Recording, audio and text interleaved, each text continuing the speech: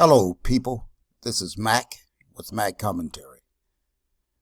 Well, some interesting things been happening since I last spoke with you people, and I got a video from a subscriber and I took a look at it, and boy, I was really disheartened and dismayed at what I saw. As many of you may know, I've lived in Michigan, and in Dearborn, Michigan, in Michigan itself, it's probably about the largest Arabic community in the United States. And just like most other ethnic groups, when they first come to, now the Arabs been around, the Chaldeans in particular have been around in this country for more than, I say, 100 years, as a pretty large community, especially in the Detroit area. And when I first went up there, I never had any problems with the Arab people. When I first went to Detroit, a lot of businesses there were owned by black entrepreneurs, like your party stores, your gas stations. So I used to have my car fixed by a black-owned mechanic there who owned a gas station on 6 Mile and Schaefer. It's been a long time ago. So when the Arabs came in, and when they started coming in groves, they started acquiring the properties, businesses from the blacks. And as they inundated the community, they became very hostile towards blacks. I started noticing this in the late to early 90s. Before that, I never had a problem with them. But they treated you badly when you came into the store. They the first one initiated the plexiglass, the bulletproof windows, and that gave them a lot of security where they could treat you like dogs when you came in. Many of them did. I'm not saying all. Now, don't get me wrong on that. But I just find myself not shopping there. I would go way out of the way not to patronize those people. But here that's just a preference here for this particular story here, and how they preyed on the blacks in their communities with the stores they opened up, with the the riding meats. I mean, this history, people. You can go back and do research on this, and these would be the only type of places where the residents in those communities, the less fortunate, the underprivileged, where they could go out in their neighborhood. They didn't have vehicles, so they had to walk in many instances to these stores, and they would sell decayed meat to them, or rotten meat, or whatever. It wasn't the freshest. And when they talk about the desert food stores in the cities, this is what they're talking about, because people there didn't have any real good places. Back, I'm talking about in the 90s here. I don't know what it is like now, but anyway, they preyed on the blacks just as the other ethnic groups, like the Korean. When they come in, they set up their shop in the black community, their stores there. The Indians come in, they set up their shops in the black communities. And one time the Jews did the same thing. They set up their shops. And why we let this happen, I don't know. But it happens, people. And here we have a lady by the name of, I believe her name is Mrs. Long, Juliet Long. She's an 81-year-old widow. She lived in a home for 28 years in Canton, Michigan, which is a suburb, bedroom suburb outside of Detroit. A couple of realtors had listed her home for sale, and after 2 months on the market, they got an offer, and that would net Mrs. Long a substantial amount of money, because I believe the house was listed for somewhere over maybe $350,000. But as they were running the title work while they were closing the deal, they found out that Julie had signed a quitclaim deed. You know, this was days after they had listed the house. Now, according to Miss Juliet, a lawyer, this Arabic lawyer, he came there and pressured her into signing away her home for just $2,000. Now, mind you, Miss Juliet, now when she listed that home, she had a daughter there with her. But here this guy goes in, knocks on the door, and he didn't identify himself as a lawyer. He identified himself as a real estate. Apparently, somewhere he had seen that this particular home may have been up for foreclosure, or maybe had seen it being listed on the market, real estate market. Now, mind you, Miss Julia, now, she had lived in this home for over 3 decades. And her husband died about a year ago. And he was the one who handled everything for her. So that's when she contacted the Browns to list the home for sale.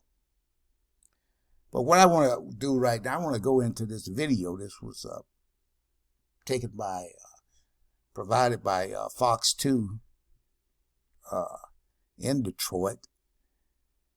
And the narrator of this here, he explains what happens. And this guy, as you can see, this picture here, that's his name. That's him right there. His name is Moshan Aid. He changed his name some time ago from I believe it was Mosan Mashua, and he changed his name to Mosan Aid. 57 years old, lives in Dearborn, Michigan. Nice mansion type home there. He's doing quite well for himself, but yet he prey on older black people and to rip them out of their life savings. This was something, this was a substantial amount of money for some blacks to have accumulated generational wealth. And he goes in there and gives her $2,000.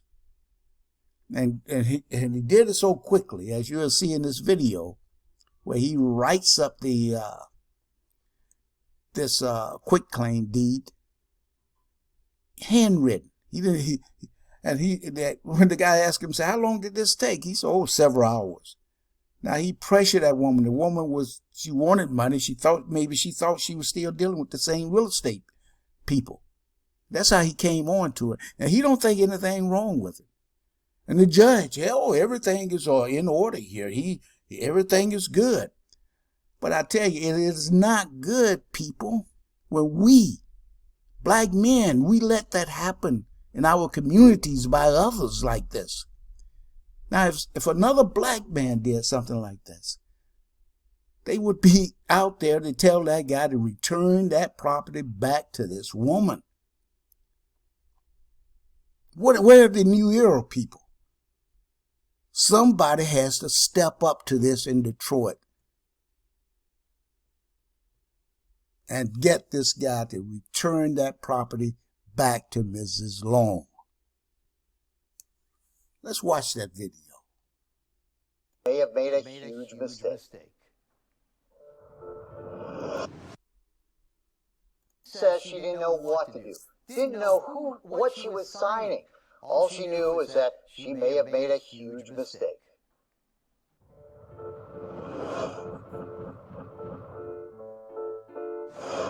I feel like a fool. This is Juliet. Hey, Mo, and this is the guy Juliet claims fooled her into signing away her home. Did you trick her out of her house? No, not at all. His name is attorney Mohsen Eid, and this is his deed. So do you feel like this Mohsen guy took advantage of you?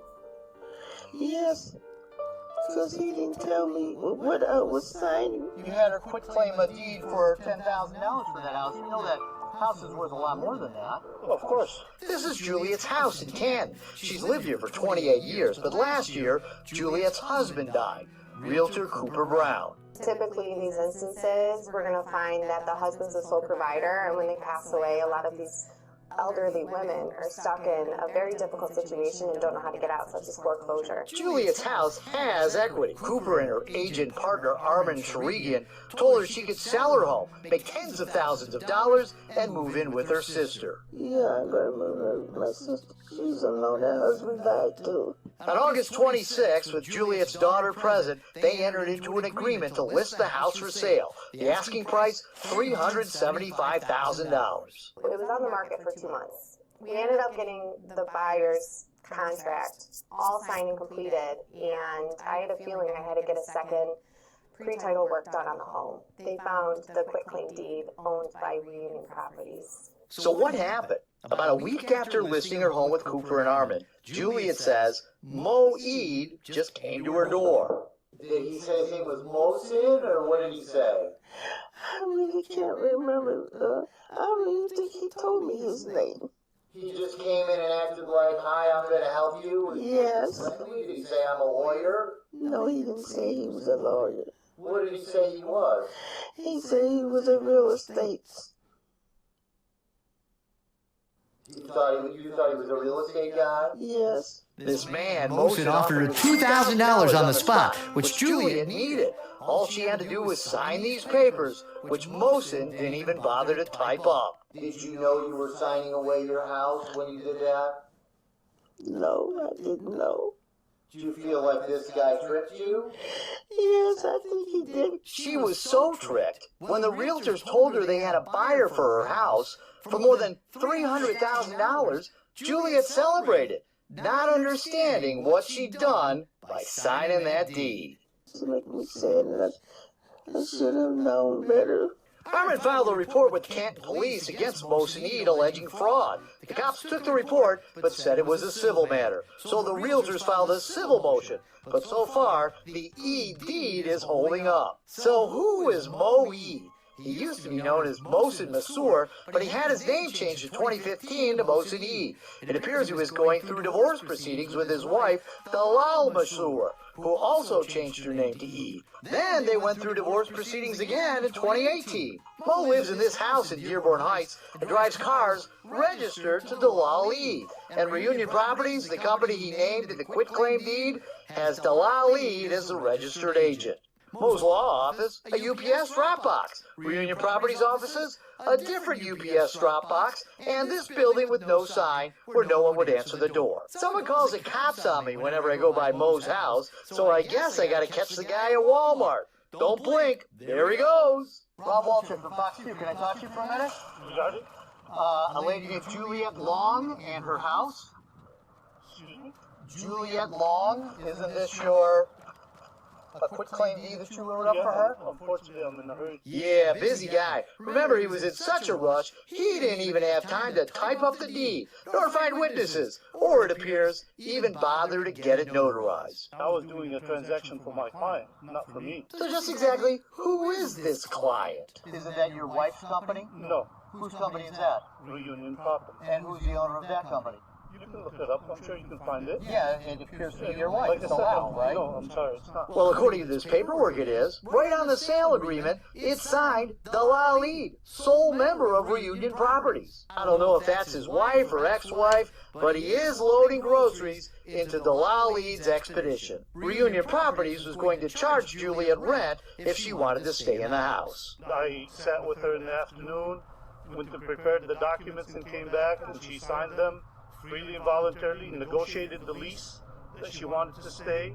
She specifically addressed those points, and that's why I had her initial them, because I thought if anyone questioned, like it is obviously now, they would see, just like the judge just recently ruled, that all her complaint and allegations that she made in that complaint are inconsistent with her initials next to the documents But that did she she wrote. know what she was? Absolutely. And what proof do you have that she knew? Was there anybody Because I there? Was talked there to her, and her I- daughter there? Nope, just Mo and Juliet, who says she didn't even know what she was signing. She already had the home listed. She No, already she did signed not. with a realtor. That's not She true. had- Looks true. Here's the agreement the realtors have with Juliet. Typed out even. And it's signed days before Mo's agreement. The agreement that had Juliet give up her interest in the house for $10,000, of which she claims she only got $2,000. I was so upset that day. Everything was going wrong. A vulnerable 81-year-old lady alone on a bad day. How long did you give her to make this decision? She had a few hours. A few hours to give up a house she's lived in for 28 years. You have to be ashamed. I didn't know what I was doing. I thought I was doing something so I could save my house. Hey Mo, you're in the Hall of Shame. Told me his lawyer told him he couldn't talk. I emailed Mo to find out more about the Lal Eid, see if she has any comments. No response. We contacted Mo's lawyer, who told us the case is in court and he has no comment. Whoa, I tell you, I am so disheartened at watching that. Mrs. Long having to suffer like that to give up her $300,000 home that she for $10,000. You know something, she had to be devastated, and something had to be wrong for her to have signed those papers like that with the pressure that this guy put on her. Now, I just want to say, people, now, if this was another ethnic group, do you think that people in this other group would stand by and watch something like this happen? Now, this happened maybe 2 weeks ago, when this came out. Of course, it happened maybe a little longer than that, but this was when it was brought up, made known to the public, at least 2 weeks ago, I'm told. I mean, do you think that another ethnic people would let this happen? Now, you know, I'm talking about blacks here. I mean, how many times you've been out in a club somewhere and somebody stepped on your shoes and you ready to shoot him or to beat him up or whatever? But when someone from another ethnic group do something to our people, what do? We just look at it in horror, you know, and say, "Oh boy, what a shame," you know, like shame on this guy, you know. But it's time that we make people stop pushing us around and doing these things to us, people. And I'm not advocating violence or anything, but this guy must be told under no uncertain terms that property must be, if it has not already been done, and I don't think it has been, returned to Mrs. Long. Somebody has to approach this guy and let him know that. And there's a bunch of young, strapping young men and attorneys or whoever who can go and tell this guy under no uncertain terms that this property must be returned to Mrs. Long. I mean, there's just no way getting around this right here. This is just going too far right here. This lady, I mean, her husband died a year ago, and here some guy comes in. She's at the foreclosure moment here, where she can't because her husband had always paid the bills and everything, and here she's in a situation. And this guy, and she's vulnerable. And this guy steps in there. I mean, these Arabic people, they're Many of them do this all the time. I'm going to tell you that. I mean, I lived there. I lived around them. I saw how they acted, how they treated blacks in particular. And I mean, you know, if this was any other city, this wouldn't happen like this. And I mean, it shouldn't happen there in the Metro Detroit area. Some people say, oh, she lived in Canton. I don't care where she lived. She's still a black woman. She's somebody's mother. She's somebody's grandmother. And people, I'm telling you, you got to step up to the plate and put pressure on this guy. They're in Detroit.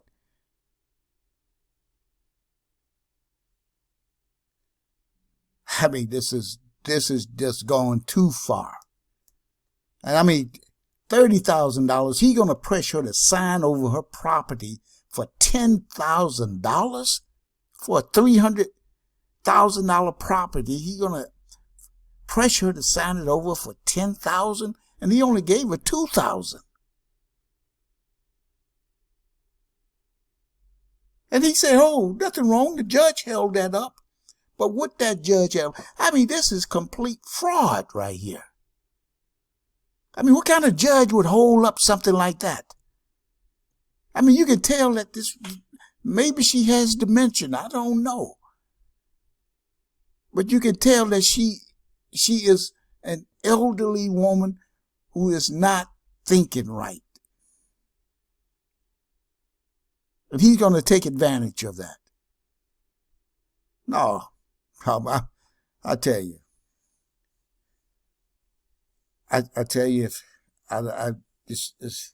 if I was there, and I know if it was my mother that happened to, what would happen? So people, I'm saying that be aware of these here vultures. Be aware of these here predators out there who are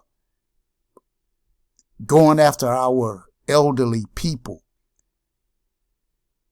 and taking their hard-earned savings, taking their generational wealth away from their children. Be aware of these people out here, and especially there. Maybe they do these type of things over there in the Middle East. But we can't let them bring that same type of